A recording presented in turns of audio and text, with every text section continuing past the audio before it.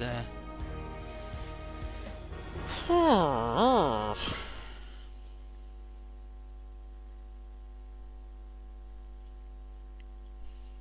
so here we are in the sea.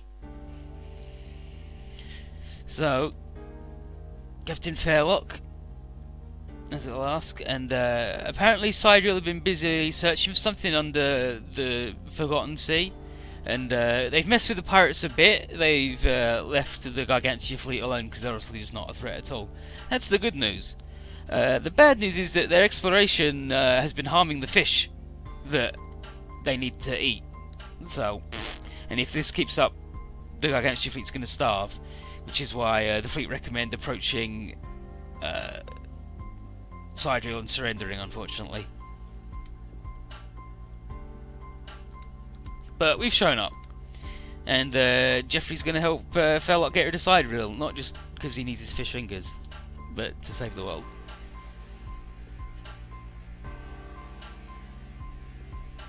Yeah, surrendering would lead to slavery and worse in the long term, and that's why Admiral Fairlock hasn't done it.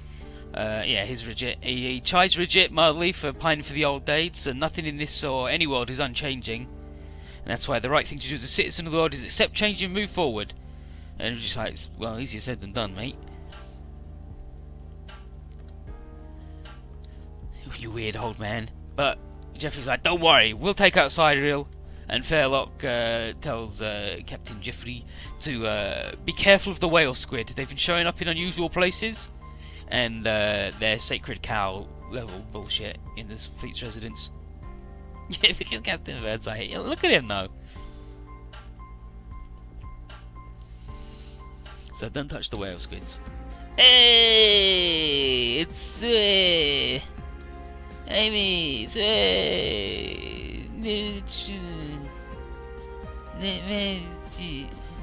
Melty? I think she's Melty. I think that's her name. I think she's Melty, which isn't surprising considering. Have you seen them? Look at how they're shining. But everyone's meeting up and having a good time, and planning a big party for everyone coming back. And and in the plans is a traditional dance, which involves traditional dancewear, which is apparently very skimpy and/or entirely transparent. Oh yes, sire.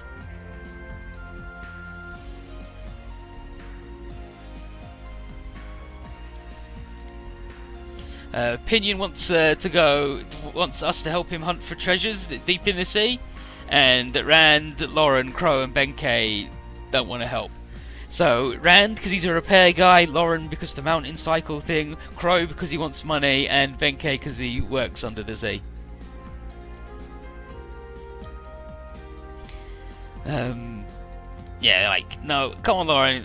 No, the white doll's not good under the sea. Crow, it's good money. Sorry, Pinion, but I'll get leaky and rusty, no good. Crow's right, we gotta be careful. For Benkei.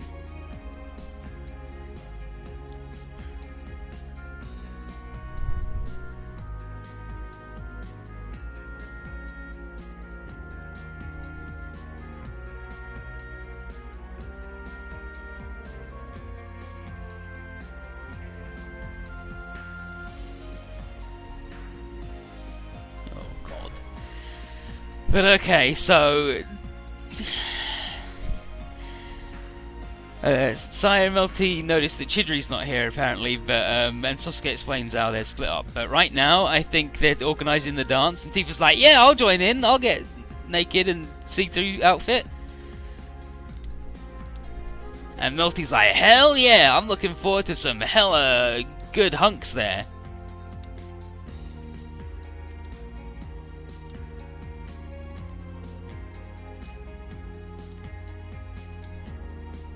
Yeah, she's like, Z-Blue's full of hunks, like Lado and Alto, and then she makes that face, which is, I mean, it's basically my face whenever I see anime.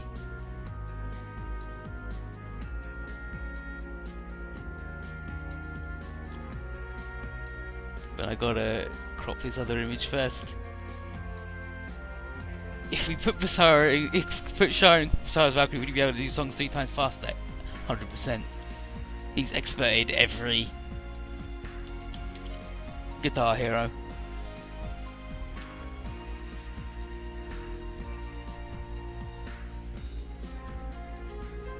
Look at Multi's face. It's good. She loves them hunky boys.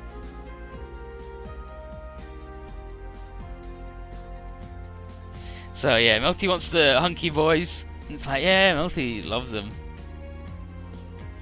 There's not many hunky boys on Gong actually, but Z-Blue's full of them. And then she's like, oh my god, another hunk there! Hoo, ha, hoo.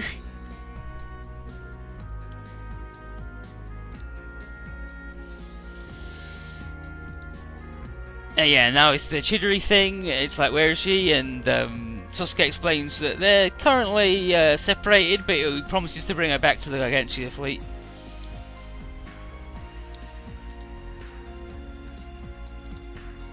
And now they talk about how the simple concerns of the Gargantua fleet are very different to the interstellar war we've been fighting, but it's nice. So Rand does his heat smile, and Melty's like, it doesn't really fit my definition of a hunky guy. And then Crow's like, oh Rand, you'll never woo the ladies. And then Melty's like, oh, your cool and nihilistic smile. Okay, like hunky dude, wow. And Crow says, think of me as the radiance of the sun reflecting off the waters. But Melty definitely gets the idea that Crow is one pretty boy she shouldn't go near. And Crow's like, what? Finally, a woman that doesn't want to touch me. Lado agrees he's going to go visit Babel while everyone else gets ready for the party. And then Garrett's like, hey, check this out, it's a giant octopus. And Lado's like, oh my god, it's a fucking Hideyuze attack!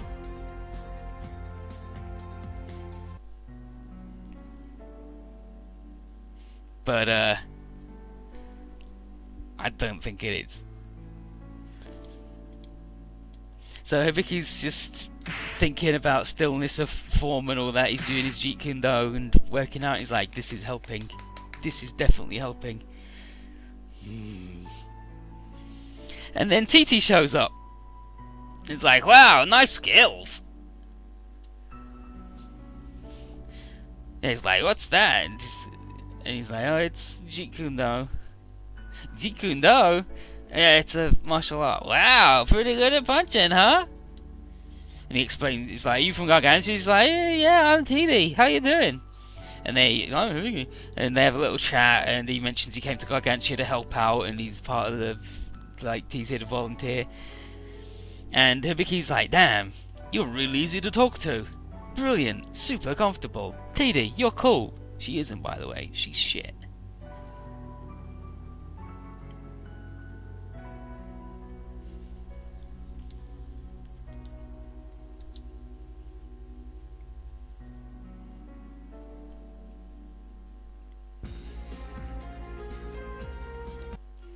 And Tifa is, why do this? Why have that little bit of music? But Tifa's looking out over the moonlit ocean. They've done the dance. She's in like a see-through outfit or whatever. And Garrett's like, Tifa, you are really good at dancing. He's like, and the Forgotten sings pretty good too. And she's like, oh yeah, but of course, she knows that the beauty he really wants to compliment is smiling at him. It's her. And she tells him about all the new forms of life she can sense in this sea.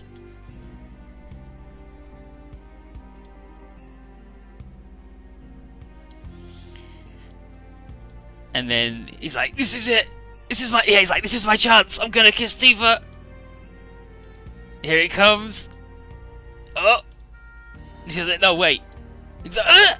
He's like, there's someone coming. There's someone I don't know drawing near. What's this about? Wow, this was a hella party! So, Amy's telling stories about how Rand convinced Setsuko to have a beer or 20 with him. And Crow ate so much of the free food that he nearly died. The main act was Sherilyn Ranko doing a little bit of stage show, and even Babel loved it. He loved those sexy babes. Lado's evening wasn't quite as pleasant. He mostly sat in regret, embarrassed about the octopus, and he drew his gun on it, and everybody laughed at him. But he did watch the big dance, and like Garrett, he was enchanted by whom he saw.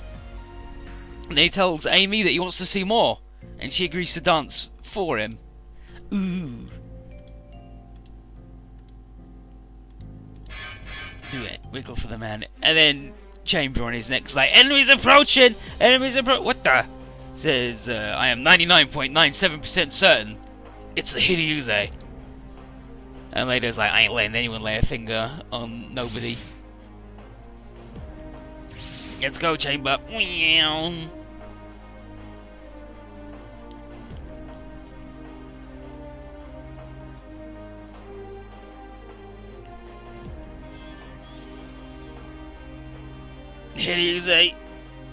Kakachia or Amy, I ain't gonna let you touch him. I ain't gonna let you touch him.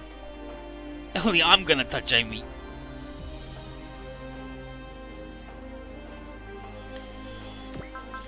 And now we gotta fuck him.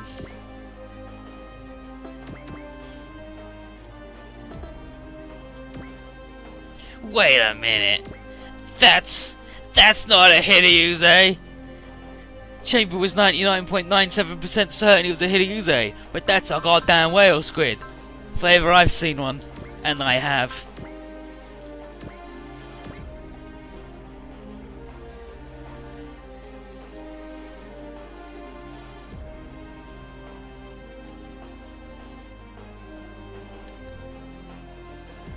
Looks like they've evolved to adapt themselves to the ocean. This unit is ill-suited for underwater engagements. Exercising restraint is recommended. Regardless, we got to attack. The Hideyouse can't be allowed to live. God, I've never been happy with the Klaxon anime lap dances. See, the super robots didn't have any of this shit. They just had a nice time. Being rowdy, beating up aliens that hate Earth and Earthlings.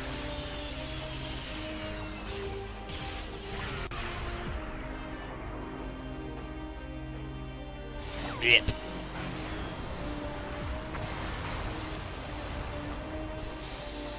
Fucking killed it, buddy. You killed the whale squid, you piece of shit.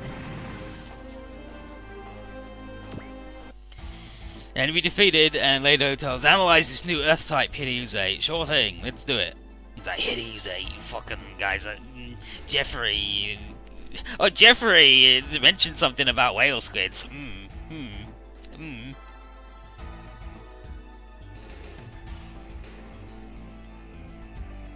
Yeah, so how could it be that the Hideyouse could attack Earth? Did they come here with him? Or was it one of the whale squids? And if it was, does that mean they come here, like the Hideyouse have been here long before he did, to be established as objects of worship? Chambers says he can scientifically analyse the one we just killed, but he won't be able to get any information about the strategy of the group of them as a whole. He's like, oh, that's fine. I mean, I wouldn't expect you to do that. And Lado says, I'll get any information I can in order to find a way to murder these sick squid fucks. And everybody else is like, damn, Lado, you fucked it, dude.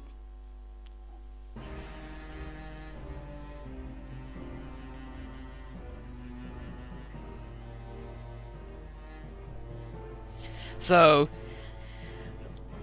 Lado's got a lot of explaining to do. Everyone else is like, Jeffrey said we shouldn't hunt the whale squids, but Lado says it's a Hideyouse. If it was a Hideyouse, then we should conclude that the world that Lado came from and this one are the same.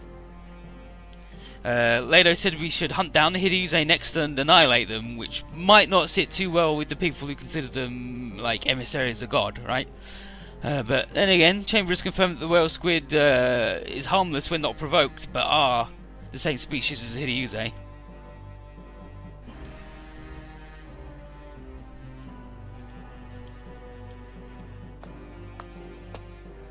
But Sarah's like, I'm gonna sing at him. I'm gonna sing at him. And then Sasuke says, that's a good idea, because then we can establish whether like communication works, if they're just another sort of Baal. and decided it might be tricky because Sidereal are investigating the whale squids, but it turns out. But Gamlin isn't gonna. Yeah, he's like, Gamlin, I'm gonna go sing. And he's like, Basara, no, you're not gonna launch a song offensive while we're guests here, alright? You gotta talk it through with everybody.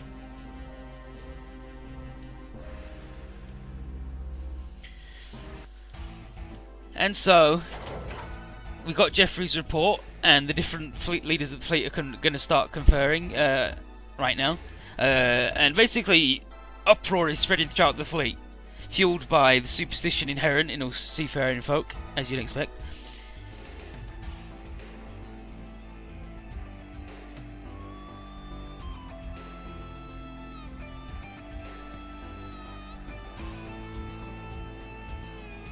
Okay, Sasuke's like, yeah, why don't you try and communicate them with your song? And then Basara's like, I accept the challenge. I bet they'd be upset if they knew we said they were Baals. And I was like, what? Think they got a heart or mind of their own? He's like, doesn't hurt to try. And Basara's like, I just gotta sing before I do all the bullshit.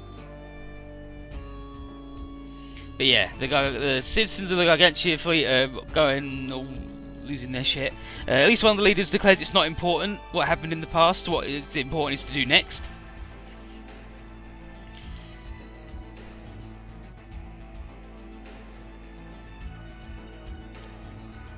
This dude at the bottom, Flange, thinks it's a good time to get Fairlock's answer in his request to cut loose from the fleet and travel separately. He's not as stupid as to surrender to Sidereal. He's just going to head to the Sea of Fog to get some more firepower to maybe fight. And Ridget is 100% opposed.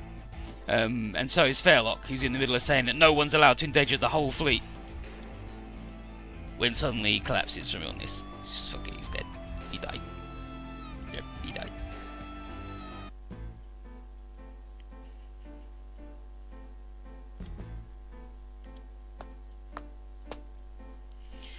Pinion here finds Lado sitting alone, and he tells Lado of a place he swears on his brother's life has got a Hideuse. And Lado says, if Z-Blue aren't going to do anything about him, I'll do it alone. And then Pinion says, hell yeah, and let's bring up the treasure that the Hideuse is guarding afterwards.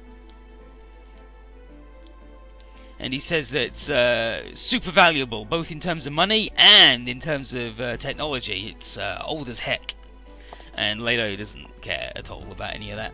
He only wants to destroy the enemy, and then Pinion says, come to Flange's ship when you're ready. Amy and Babel come up to him and are like, stop fighting the whale squid, dude. Are you really gonna go do that, shithead? And he's like, they aren't attacking the fleet or anything.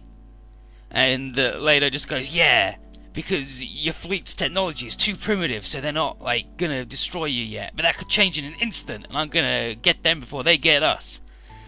And Amy's like, but you'll get, like, super hurt without Z-Blue, and that'll suck. And he says he can't live like Sasuke and Hibiki and the others. Defeating the Hideuse is the only reason he's alive. It's his whole reason for living. And then Amy runs off in tears and is like, Lado, you fucking asshole. Lado asks if Babel still has the flute he gave him. He's like, yeah, I do, sure.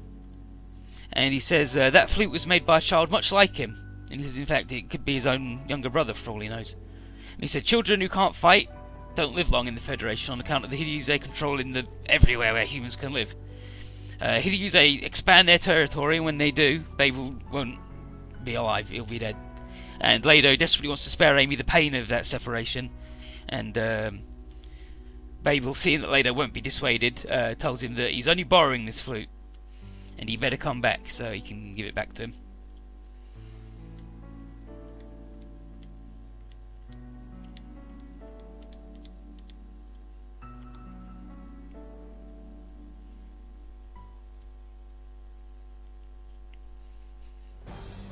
And this is scenario 26, Secrets of the Deep Ocean. Pretty good. Pretty good.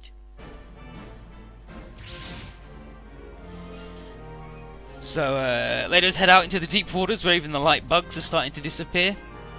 And he can't understand why the people of Gargantia can't grasp the necessity of destroying all the whale squid. But Chamber has a possible explanation. Due to cultural differences, it requires a concept not found in Alliance dictionaries, and that word is symbiosis, as in coexistence for co-benefit. Later recalls gambling recounting a similar case to that involving the Vajra, but suddenly you get fucking attacked by shitty squids who don't do anything. There's loads of them, but they're garbage at fighting. So Lado says this isn't Z-Blue's fight, it's his fight and the Alliance's.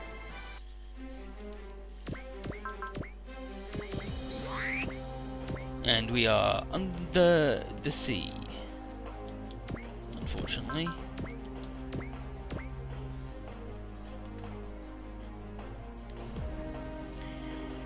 The SR point is shoot down all enemies within 3 turns, which I think is these, and okay, aim me, Babel. I swear to you that I'll eliminate the Hiryuze, even if it means I'll never be able to return to the fleet. I'll at least see this done. Lado's fucking weird though. But I mean, you probably would be too if you were born and then put in the fucking robot and that was it for your entire life.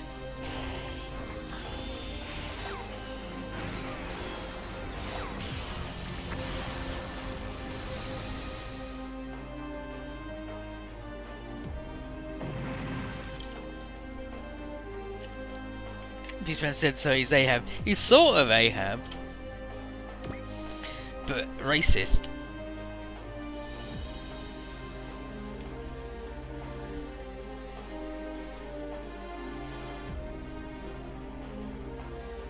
Okay, yeah, Pinion tells him about the treasure and he says, kill the whale squid!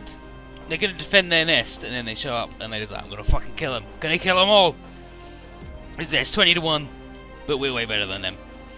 Is there any secrets here? 26. Have Chien defeat 2 or more units and make sure Chien survives. So, and it's not Chien and Guy, and that's the AG trick. What the? That fucking dude's not even going to the right fucking place. But these dudes are all fucking trash. Look at this shit. Bleh. Nah. Whiffed it. Useless Hiryuze.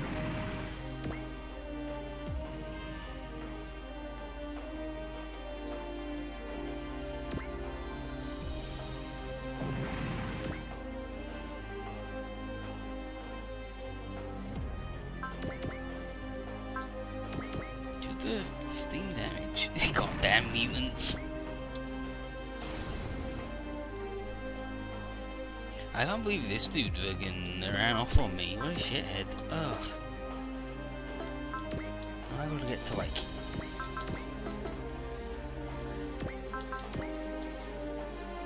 Yeah, fuck me.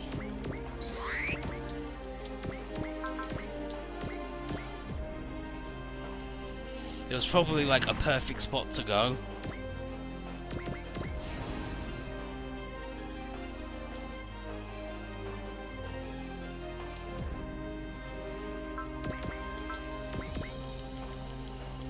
To get that dude not to do that. He's trying to use his weaker move, but his weaker move is more expensive. Luckily, you can kill them all in one shot. So what's the range on their move? 1 to 3, okay, so to attack me, I can get them just fine.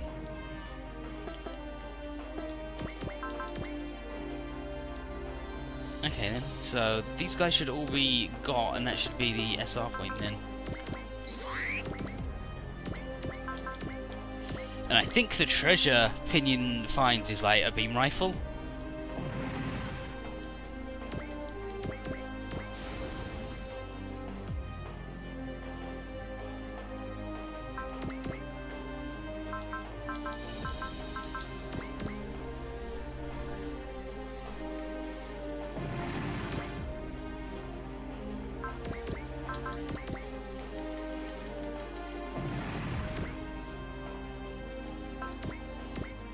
we've got the pinion halberd. You want to use the pinion halberd, dude? No way. We're making sure this happens. Yeah, so Chamber said these guys are weaker than the Space Hideous, eh? We did it. We beat them all. Nice work. All the Hideous are defeated. Good. Fuck them. But Sidereal are here now. Chamber says the Sidereal are also targeting the whale squids, and Lado's like, we'll be the next target, and they're going to be our next target. Let's fuck them up. And then Chamber says the two-hearted Anan is approaching, and there it is.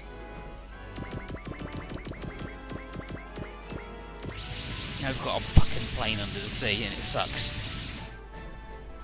So Ozma's mad as hell about Lado deploying without permission. And Tessa says she'll listen to his reasoning after we've dealt with Sidereal. And everyone's very disappointed in Lado. But he's going to attack Sidereal to protect Amy. And we're like, yeah, he's being weird though, right? He's just a fucking weird dude. Being weird. MNeidengard said, I don't remember this part of Gargantia. Where he was full of shit.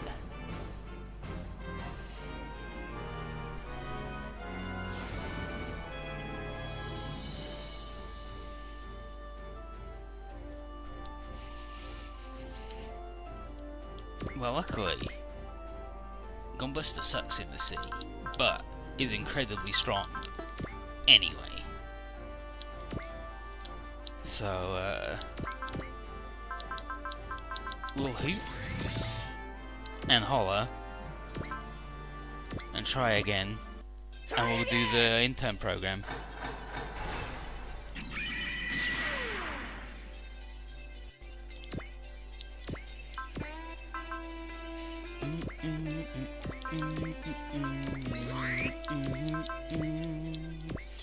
So, For's going to do a shitty attack. That's not going to do much because it's a beam.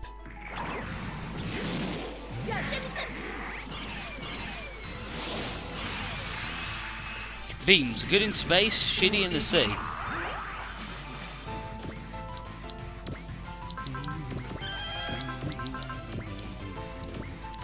Which basically means that Norika's got to do all of these by herself because Kira can't do shit.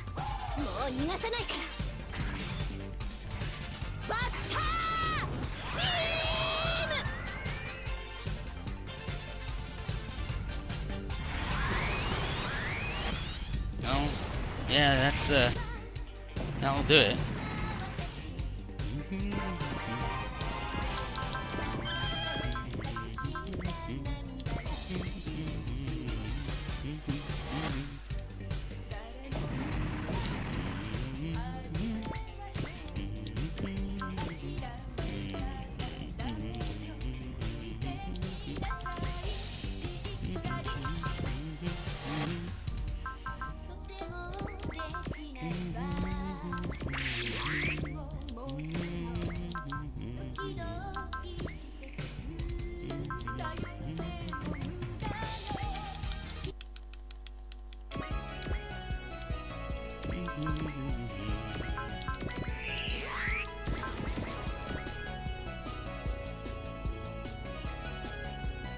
No! Buster Machine number 3 is far too large to use in an attack. Oh my god, look at this fucking shit garbage under the sea movement. I hate it.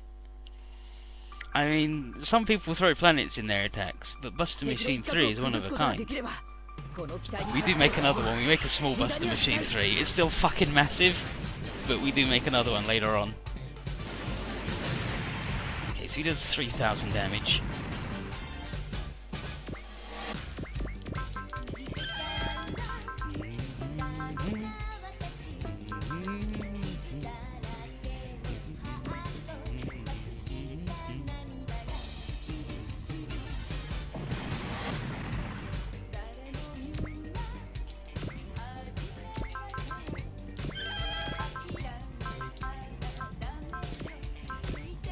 Sort of just want to make his morale go up so he gets the double money and shit.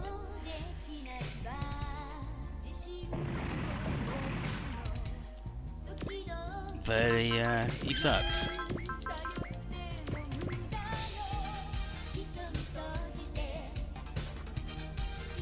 Buster Machine 3 Junior. The miracle has occurred, which means it's the perfect time. Look, this is with fucking accelerate. This is unacceptable.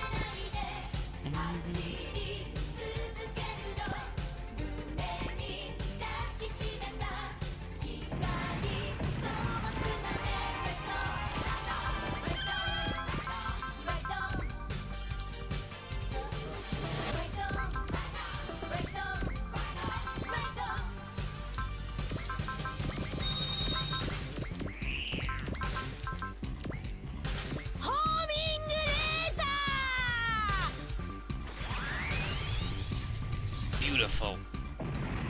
Nailed it.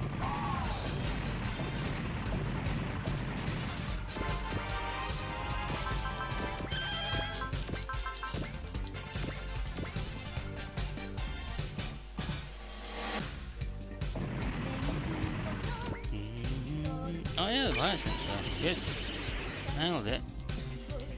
Unfortunately, there's no way we can... Oh no, okay, I guess...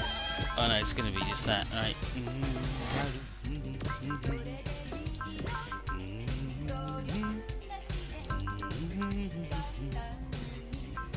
Okay, so he's gonna have to walk up and do that.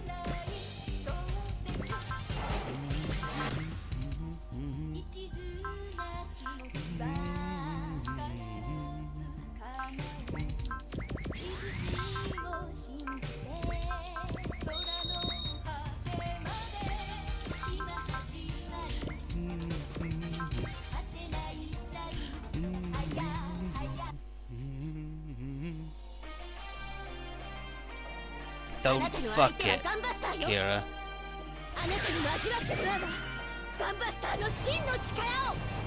Or you're getting kicked out of the intern system forever. I'm gonna bring Benkei, by the way, now. He's gonna come and hang out and drive us around under the sea and be shitty.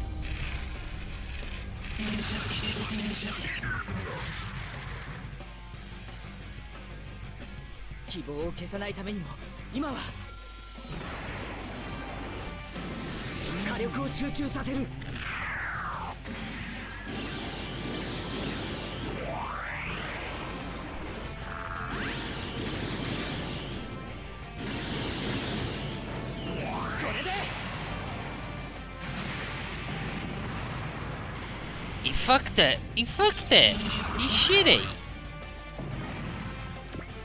Shitty garbage trash man. Oh yeah, we get to go again.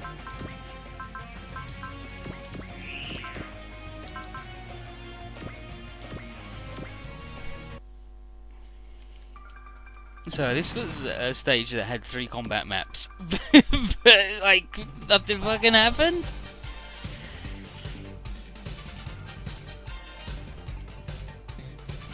Oh, we've beaten the Hideuse and the guys.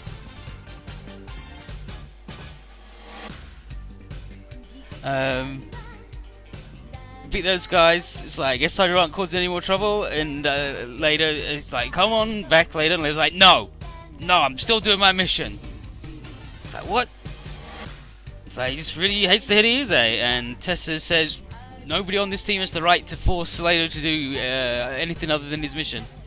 And she says everyone should surface and exchange info with Pinion and Mr. Flange. And then everyone else is like, oh, good luck later. Return as soon as you can, so Amy won't have to cry. Amy, just fucking leave.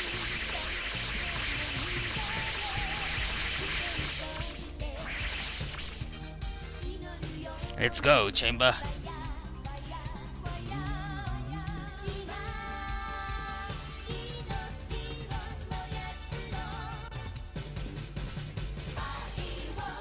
So let's head towards the Hideuse nest.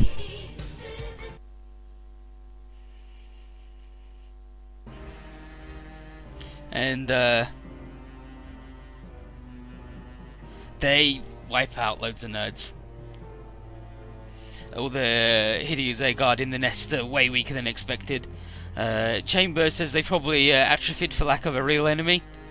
As we make our way inside, he sees something he did not expect.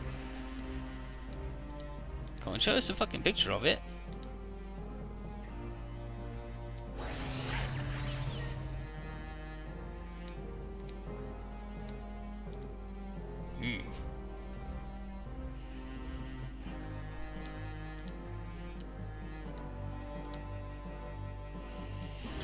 I'm going to show us a picture.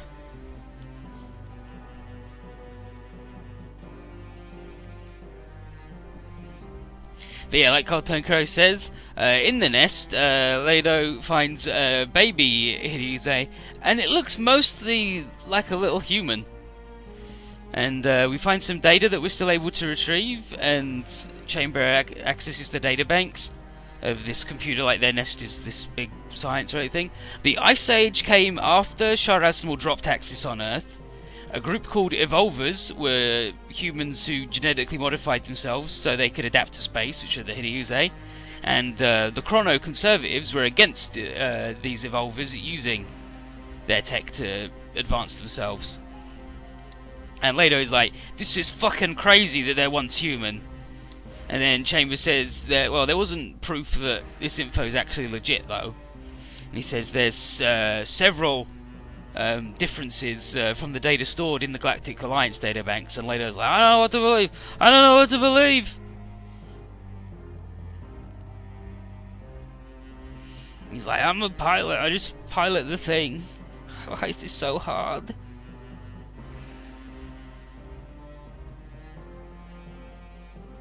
But this lab basically appears to be the original homeworld of the Alliance.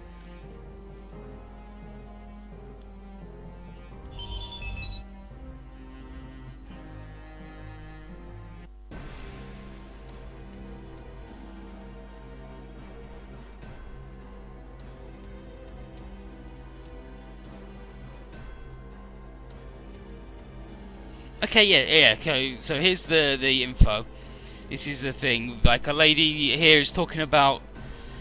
She's addressing the people of the world, and she mentions the world facing an environmental catastrophe that cannot be undone because a giant asteroid that somebody dropped on Earth, which is it's this dude at the top, Matsumoto. Mr. Matsumoto. And she's just a newscaster. Yeah, but some fucking asshole dropped a rock on Earth, and the Earth Federation Council has recommended relocating mankind to the moon to wait out the nuclear winter.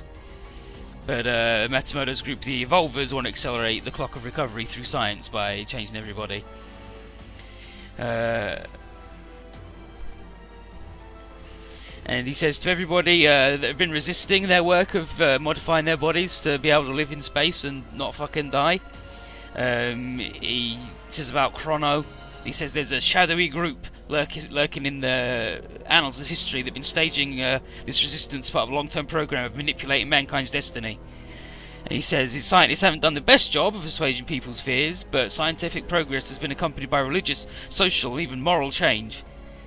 And it's only through deep introspection that mankind can advance. And then she's like, is that why you've broken their taboo against manipulating the human genome? And he basically says he's got information that the Federation itself has already begun testing modified humans better suited to different environments. And if anything, the giant cold sleep facility on the moon is the most inhuman concept of all. He says their goal as the Evolvers is to head out into space to seek a new habitable planet to become the second Earth. And then he's like, this broadcast has been taken over by the Evolvers. So that everyone can see early proof of their efforts.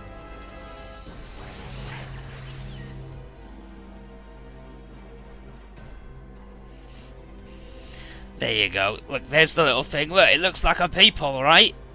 It looks like a little people.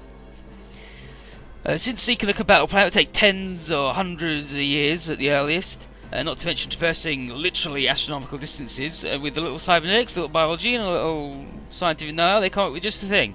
And the lady is like, this is a crime against nature. And Matsumoto just says, are you too a Chrono member? And he says that it's, yeah, he's like, you remember Chrono 2? Chrono? And then he says, it's already been proven in that war that mankind wants evolution, but his solution is different to Shah Aznavour's, as he says there at the top. And he praises these new symbiotes who are capable of absorbing oxygen from water, withstanding extremes of pressure or vacuum, and even surviving in absolute zero. Their nourishment comes from photosynthesis. And he said he's even had the operation himself, and he'll soon become something more than regular mankind. And he tells everyone in the like-minded audience that his people await with open arms, and they should just come get turned into squids or whatever. It's like, the Hideuse people? Yeah, and Chamber says, this is saying what we got in the databank, so it could be disinformation planted by the enemy. And then Lado's like, enemy? What enemy? Aren't the Hideuse supposed to be a primitive form of alien life? And then the Chamber's like, oh, more incoming. And he starts to, he's like, what? He's like, moving to destroy them. And Lado's like, no! No! Don't, they're humans, you fuck!